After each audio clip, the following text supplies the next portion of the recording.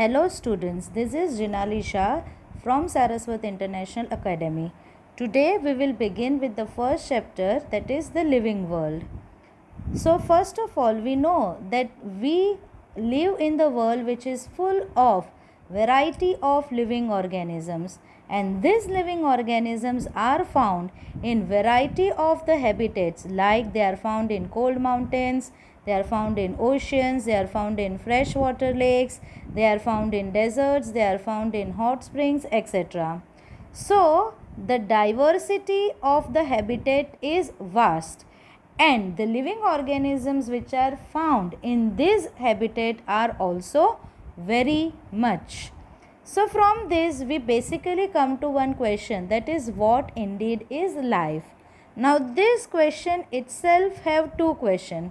The first question is, what living thing is as opposed to the non-living object, and the second question is, what the purpose of life is.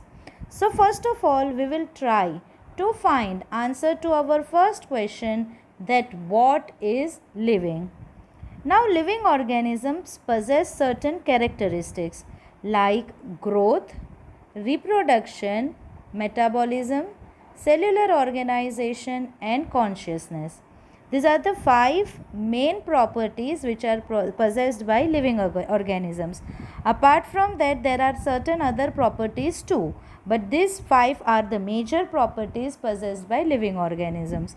Out of these five properties, the first two properties, that are growth and reproduction, they are considered as the non-defining property of life, and the remaining three, that is metabolism, cellular organization and consciousness, they are considered as the defining property of the life.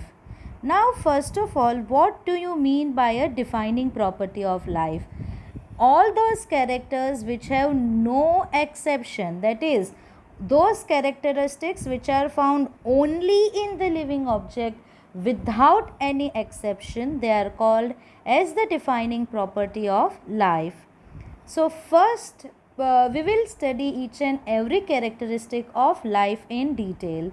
So first characteristic of the life is called as the growth. So how can we define as growth? So increase in mass or size of a tissue of an organism or a part of an organism is called as growth. Now there are two most important characteristics of growth.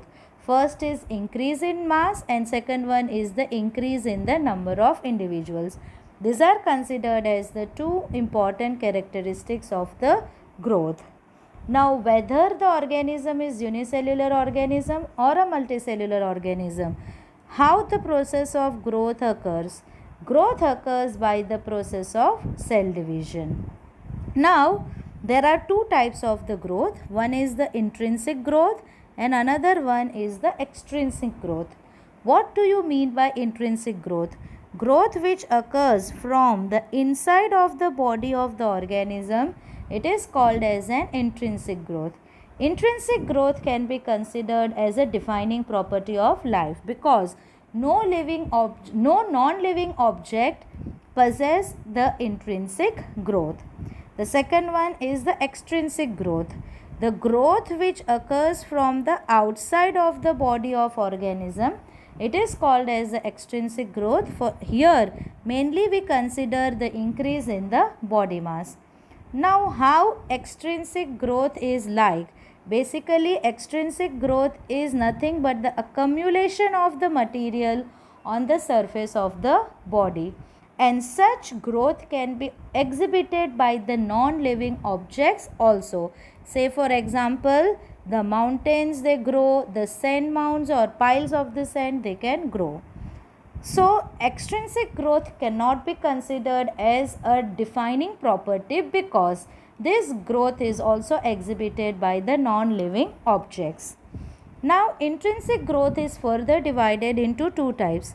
One is the indeterminate or unlimited growth, and second one is the determinate or the limited growth. So first of all, indeterminate or unlimited growth.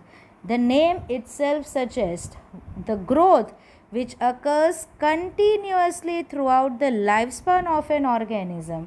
यानी the growth जो continuously from birth up to the death of an organism, complete during that complete period, the process of growth will remain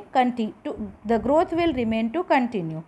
So that is called as the indeterminate growth, and it is found only in the plants.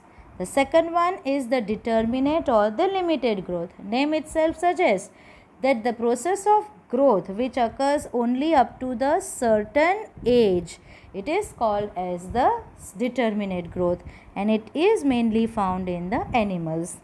Now, cell division occurs in these organisms only at the time to replace the lost cell. Basically कोई sales lost हुए हैं, damage हुए हैं, उनके replacement के time पे ही यहाँ पे सेल डिवीजन होगा. जबकि प्लांट्स में continuously from their birth up to the death the process of growth will continue.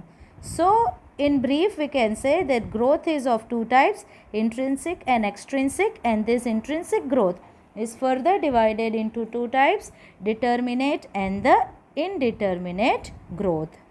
Now second property of the living organisms is reproduction. What do you mean by reproduction? Production of a new individual or progeny or offsprings, it is called as the reproduction.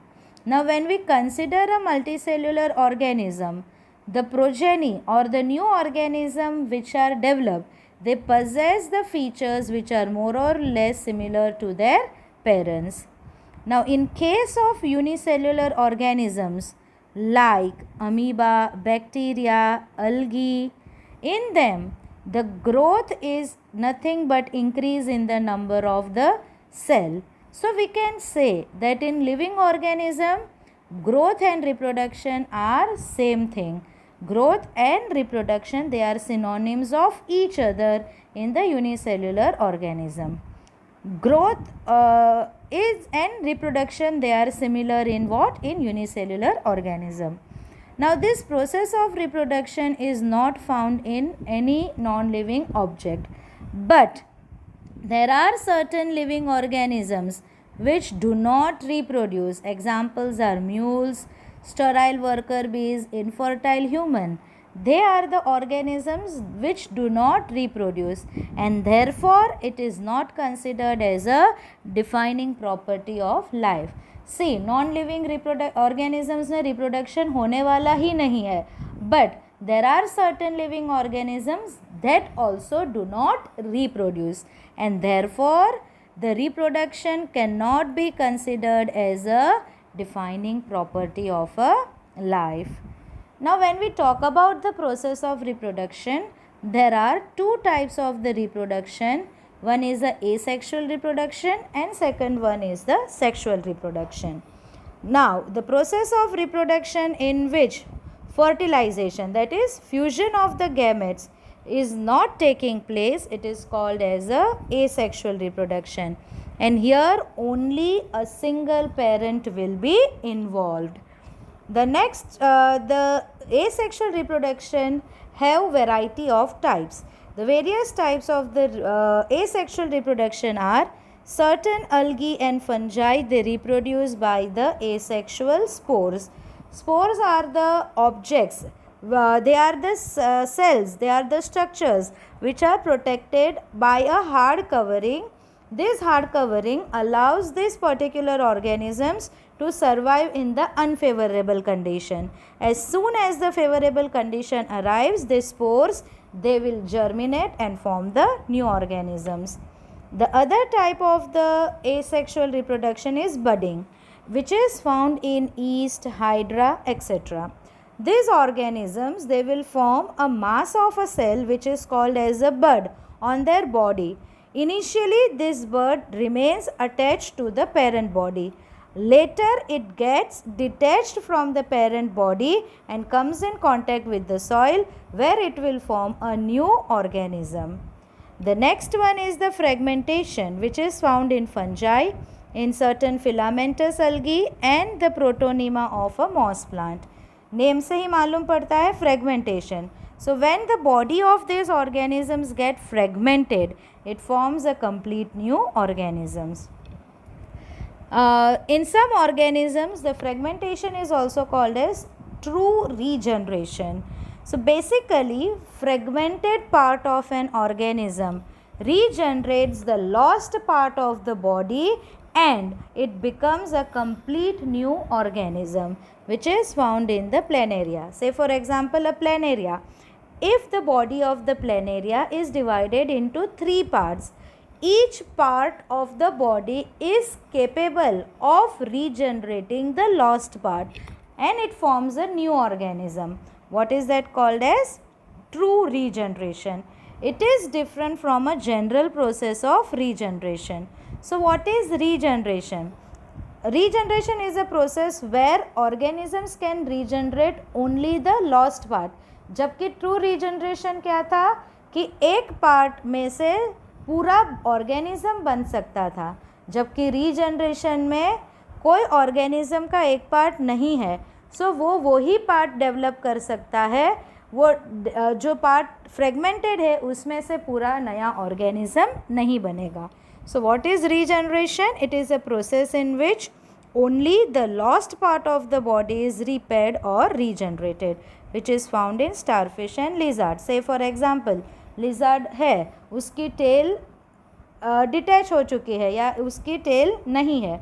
So what lizard can do कि उसका जो tell निकल गया है, it can develop it, but वो tell में से पूरी लिजार्ड नहीं बन सकती है. So that is the difference between the regeneration and the true regeneration. Now, second way of the reproduction is the sexual reproduction. It is a process of reproduction where the gametes are formed. After the formation of the gametes, fusion of the gametes will take place. Here, two parents of the opposite sex are involved in the process of reproduction. So, we have studied two properties of the living organisms. The first is the growth, which is a non-defining property, as well as the reproduction, which also is a non-defining property of an organism. Now, next property of the living organism is the metabolism. Now, we know that living organisms, they are made up of the chemicals. Now, ये जो chemicals है, they are constantly made in our body and they are changed into some other biomolecules. Now, these chemicals or these conversions, what are they called as? Chemical reactions or metabolic reactions. And within a living organism, thousands of metabolic reactions occur simultaneously. So, sum total of all the chemical reaction occurring in the body is called as a metabolism. So, all the chemical reactions occurring within a living organism together is called as the metabolism. Now, whether the organism is unicellular organism or a multicellular organism, each will exhibit the property of metabolism. And there are no living organisms which exhibit the property of metabolism. And therefore, metabolism is considered as a defining property of life. There are isolated metabolic reactions which are performed in the test tube in laboratory. Now, such isolated reactions occurring in the laboratory are considered neither living nor non-living. These isolated reactions cannot be considered as a living thing, but they are definitely the living reactions because they are similar to the reaction performing in our body. So that was the property of metabolism, which is found only in the living objects. No non-living objects possess the property of metabolism. The next property of the living organism is the cellular organization. We know that each and every living organism is composed of the cell. We know that cell is a basic unit of life. How can we define cell? The cell, it is a structural and functional unit of organism. So, cells are found only in the living objects. No non-living object possess the cell, and therefore it is a defining property of the living organisms. Now, There are some organisms which are composed of single cell and they are called as the unicellular organisms, and some organisms are composed of many cells and are considered as a multicellular organisms. So that was the next property, cellular organization. Now the last property of the living organism is consciousness. Now what do you mean by the term consciousness? It is the ability to sense the surrounding environment and to respond to the environmental stimuli. What is consciousness? Ability to sense the surrounding environment and respond to this environmental stimuli. It is called as the consciousness, and it is the most complicated feature of the living organism. Now how the human being sense this environment? So we can sense the physical, chemical and biological stimuli through sense organs. Human beings possess sense organs, and with the help of these sense organs we are able to detect the physical, chemical or biological changes within the environment. Now it is not that only human beings possess this property. Consciousness is the property which is exhibited by each and every living organism.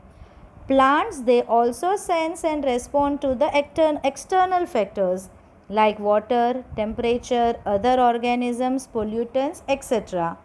Whether the organism is a prokaryotic organism or a eukaryotic organism, all of the organism shows the process of consciousness. The examples of consciousness, some examples we will consider. Say for example, the plants, they perform the flowering in a particular season. What is that called as? Photoperiodism. That is, flowering is a process in the plant which is affected by the light. So the flowering process is dependent on what? External factor. And what is that external factor? The light. Some animals, they are able to perform breeding only in a particular season. What are they called as? They are called as the seasonal breeders. So photo period, नाम से ही मालूम पड़ता है, photo period. Photo is light, period is time. So period of available light affects the process of the reproduction in both plants as well as the animals. Another example is, all the organisms can handle the chemicals which enter their body. So that is consciousness. But now when we consider a human being have a very well developed nervous system, and they have developed the supreme skill of communication, and this property is called as the self-consciousness. What is that property called as? Self-consciousness. Now human being is very fast to respond towards the external stimuli, and it can think or predict about the possible changes of the surrounding, so it can prepare itself to the according situation. So what human beings can change? Human beings can change the surrounding situation up to the limit, so that this topmost level of the consciousness, it is regarded as a self consciousness. What human beings can do? वो surrounding में changes को predict कर सकते हैं, and वो changes के according what they can do, वो situation को भी चेंज कर सकते हैं. सो ये जो सिचुएशन को चेंज करने की बात आती है, that property is called self consciousness, and it is only found in the human beings. No other organism possess the property of self consciousness. It is only present in the human beings. Now when we talk about the brain dead coma patient, that patient is supported by the machines जो किसका काम करते हैं? Heart and lungs का काम करते हैं. Now ये ह्यूमन बींग के पास कॉन्शियसनेस की प्रॉपर्टी है, but this living organism lack the self consciousness because this organism, this human being have lost the coordination of the different parts of the bodies. So from this we can conclude that whatever living phenomena are there, they are due to the interactions between the component of an individuals or the organs or the tissues or the cell. Whatever living phenomenon are performed by the living organisms, they are due to the interactions between the different components of an individual or organs or tissues or cells. Very important point to note here is property of tissues. Now we know what is a tissue. It is a group of cells. So basically many cells together they form a tissue. Now tissue performs various function. So functioning of the tissue, it is not due to the cells which are present in it, but how the cells which are present in it interact with each other, that will decide the property or the functioning of the tissue. Same way, the property of the cellular organelle, it is not due to the molecular constituent of the organelle. We know that the organelle is made up of different things like proteins, carbohydrates, lipid. So particular organelle कौन से molecule से बनता है वो decide नहीं करता है कि ऑर्गेनल कैसे काम करेगा, बट ये मॉलिक्यूलर कंस्टिट्यूएंट एक दूसरे के साथ कैसे इंटरेक्ट करते हैं, that will decide the property of an organelle. From this we can conclude what are living organisms. Living organisms are self-replicating, evolving and self-regulative interacting systems which are capable to respond to the external stimuli. From this we can say that biology is the story of life on earth. It is the story of the evolution of the organisms on the earth. We can say that all the organisms which are present today, which were present in past and which will be coming in future, they are linked to each other by some common genetic material, but the linking will be to the varying degrees. The next part of the chapter we will discuss in the next video. Thank you, students.